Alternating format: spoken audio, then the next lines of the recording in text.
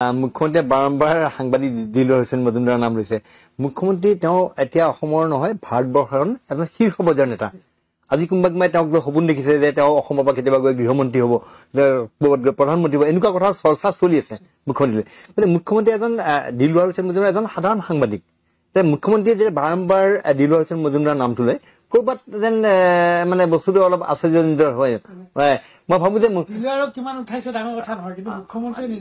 পজিশ্যনটো নমাই আছে, মই নামি আছে, এনেকুৱা হৈছে। মই মুখ্যমন্ত্ৰীক এইটো অনুৰোধ যে আপুনি ঠিক আছে, আপোনাৰ ক'ৰবাত আপোনাৰ মতৰ বিপৰীতে ক'ৰবাত সংবাদ পৰিৱেশন হৈছে নিঃসন্দেহে। আৰু হিমন্ত বিশ্ব শৰ্মাক আমি একেবাৰে মই সৰু জানো।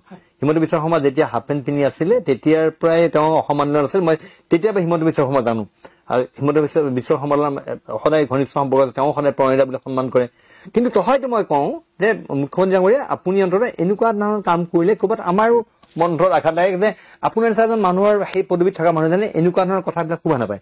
দিলৱাৰ হুছেইন মজুমদাৰক খতম কৰি দিম, যেনেকে নহওক মই এজন সাংবাদিকক খতম কৰি দিম, কথাটো মই সহ্য কৰিব পৰা নাই, শুনিবলৈ বেয়া লাগে। মই ভাবো যে মুখ্যমন্ত্ৰীয়ে এইবিলাক কথা বা বিৰত থাকক।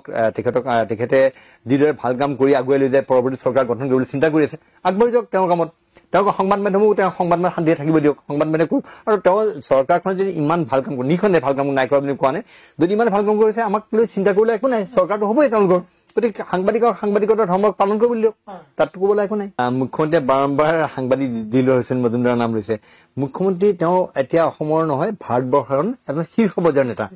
আজি কোনোবাই তেওঁক সপোন দেখিছে যে তেওঁ অসমৰ পৰা কেতিয়াবা গৈ গৃহমন্ত্ৰী হ'ব, প্ৰধানমন্ত্ৰী হ'ব, এনেকুৱা কথা চৰ্চা চলি আছে মুখ্যমন্ত্ৰীলৈ। গতিকে মুখ্যমন্ত্ৰী এজন দিলৱাৰ হুছেইন মজুমদাৰ এজন সাধাৰণ সাংবাদিক।